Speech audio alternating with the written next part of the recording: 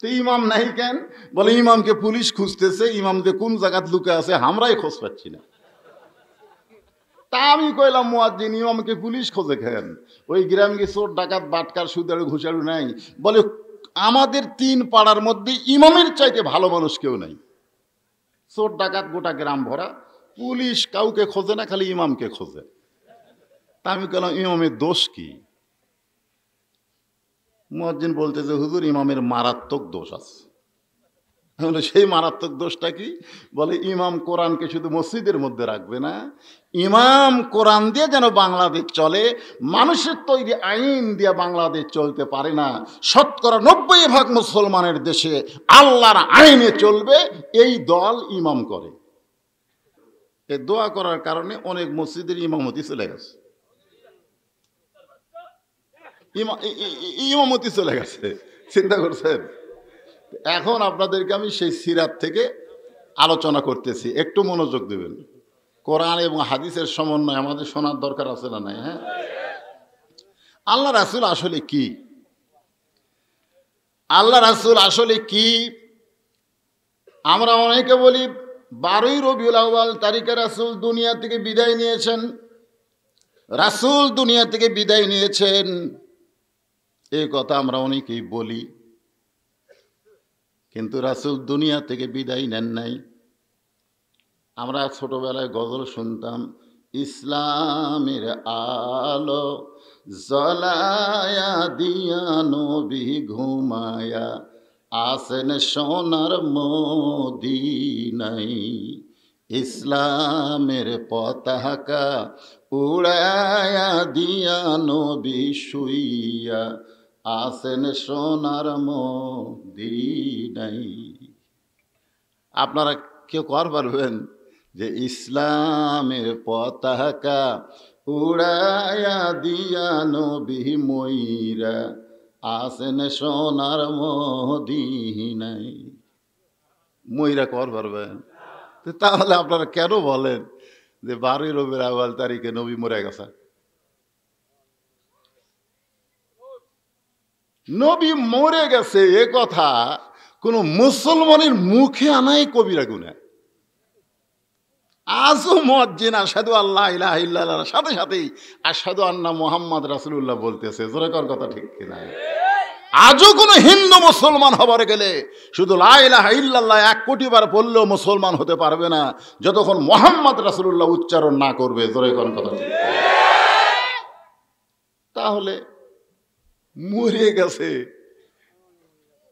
ইমাম মালিক টুপিওয়ালা দাড়িওয়ালা জুব্বাওয়ালা মানুষকে দেখলে হাত ধরে বাড়িতে নিয়ে যেতেন, বলতেন আজকে আপনি আমার মেহমান। বলে হুজুর আমি একটা সাধারণ মানুষ, আর আপনি এত বড় একজন আলিম হয়ে আমার মতো মানুষকে মেহমান করলেন কেন? বলে তোমার ভেতরে আমি রাসূলকে দেখতেছি। আমি তোমাকে মেহমান করার কারণ হলো তোমার চেহারার মধ্যে আমার রাসূল, তোমার মাথার টুপির মধ্যে আমার রাসূল, তোমার পোশাকের মধ্যে আমার রাসূল। আমার বিশ্বাস যার মাথায় টুপি মুখে দাড়ি পরনে জুব্বা তার কলিজার ভিতরেও আল্লাহ রাসূল। জোরে কোন কথা? এই গল্প রাসূল মরে গেছে, রাসূল মরে গেছে। খালি আবু বকর বলেছিল রাসূল বিদায় হচ্ছে, রাসূলকে দাফন করা লাগবে। এটা কে বলেছিল?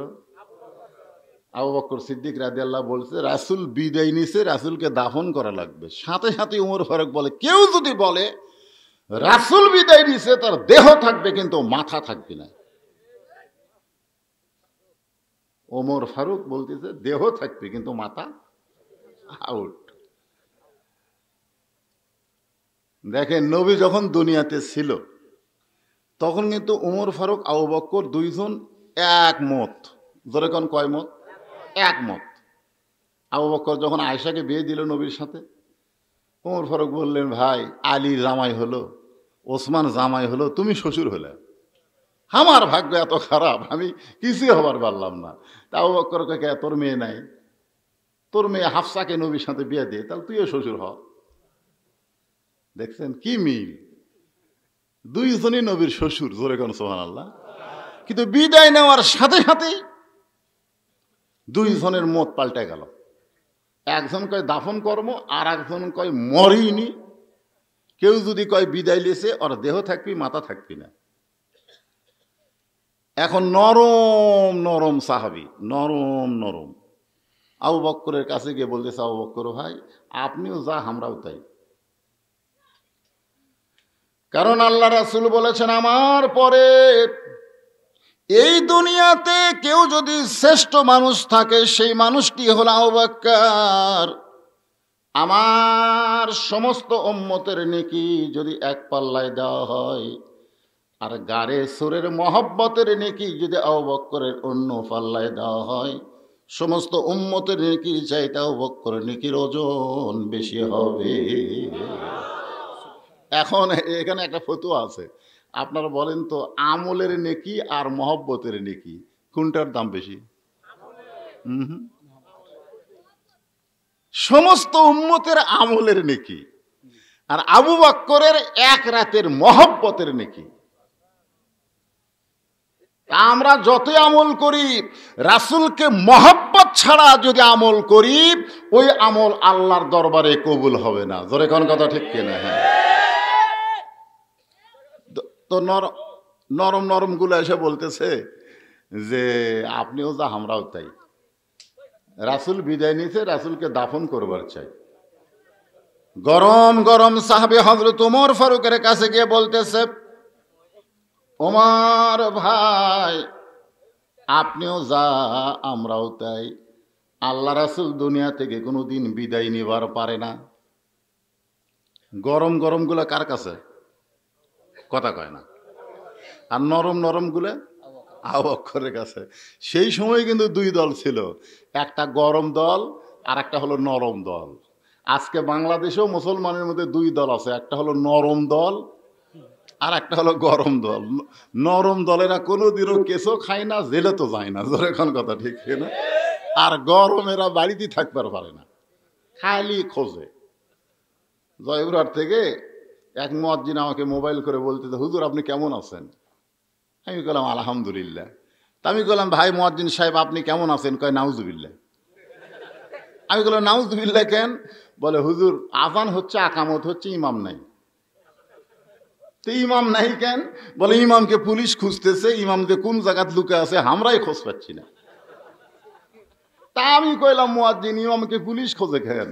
ওই গ্রামে চোর ডাকাত বাটকার সুদারু ঘুষারু নাই? বলে আমাদের 3 পাড়ার মধ্যে ইমামের চাইতে ভালো মানুষ কেউ নাই। চোর ডাকাত গোটা গ্রাম ভরা, পুলিশ কাউকে খোঁজে না, খালি ইমামকে খোঁজে। তা আমি কইলাম ইমামের দোষ কি? মুয়াজ্জিন বলতেছে, হুজুর ইমামের মারাত্মক দোষ আছে। বলে সেই মারাত্মক দোষটা কি? বলে ইমাম কোরআনকে শুধু মসজিদের মধ্যে রাখবে না, ইমাম কোরআন দিয়ে যেন বাংলাদেশ চলে। মানুষের তৈরি আইন দিয়ে বাংলাদেশ চলতে পারে না। 90% মুসলমানের দেশে আল্লাহর আইনে চলবে, এই দল ইমাম করে। এই খবর খেয়ে যেন পুলিশকে দিছে, তখন থেকে পুলিশ ইমাম খুঁজতেছে।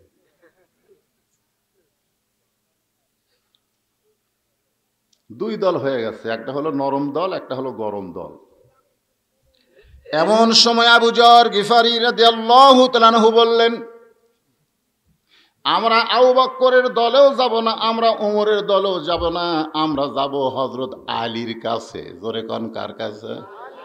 আপনারা কোন তো দল বাড়তেছে না কমতেছে? আল্লাহ রাসূল বলেন, আমার বড় ভয় হয়, বনি ইসরায়েলের সময় 72 দল হয়েছিল, আর আমার উম্মতের মধ্যে 73 দল হবে। একটা দল জান্নাতি হবে, আর বাকি 72 দল জাহান্নামে যাবে। 73 দল হবে। জোরে কোন কত দল হবে? তার মধ্যে একটা দল যাবে জান্নাতে, আর 72 দল যাবে জাহান্নামে। সাহাবীরা বললেন, ইয়া রাসূলুল্লাহ, সেই একটা দলকে? আল্লাহ রাসূল চুপ করে থাকলেন। এমন সময় আল্লাহ তাআলা কোরআনের আয়াত নাজিল করলেন, কুনতুম খায়রা উম্মাতিন উখরিজাত লিন-নাসি তা'মুরুনা বিল মা'রুফি ওয়া তানহাউনা আনিল মুনকার। আল্লাহু আকবার, আল্লাহু আকবার। এখন আপনারা আজকে সিরাত মাহফিলে চিন্তা করবেন যে আমরা 72-এর মধ্যে আছি,